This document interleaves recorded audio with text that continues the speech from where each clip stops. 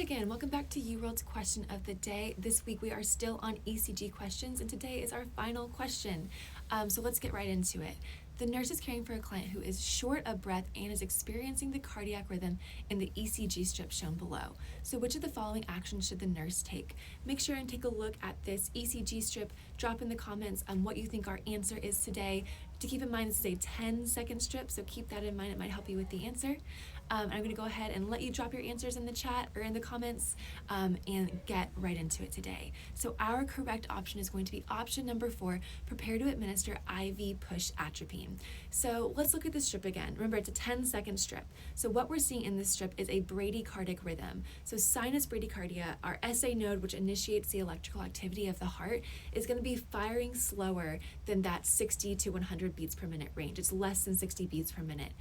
So we can tell by using the R, the peaks of the QRS complex.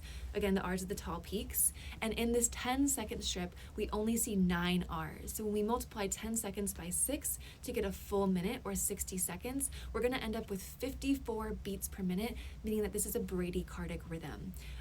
So we know it's bradycardia. Let's now look at the rhythm here. The ECG strip here is normal. It's a normal rhythm, meaning it's sinus bradycardia. We know this because we have one P wave before each QRS. So it's one atrial contraction per one ventricular contraction. Also, the PR interval, or the time it takes for the atriums to contract, is going to be less than 5 small squares. And the QRS intervals, or the time it takes for the ventricles to contract, is going to be less than those 3 small squares, which is how we know it's normal rhythm. So it is indeed sinus, it's just sinus bradycardia. So we would give atropine for bradycardia to help increase that heart rate, which again is why option number 4 is correct.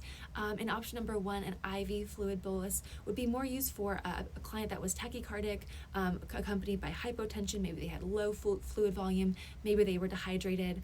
Option number 2, we would not do cardioversion. This is more for AFib and other dysrhythmias. This would not be indicated. This is incorrect.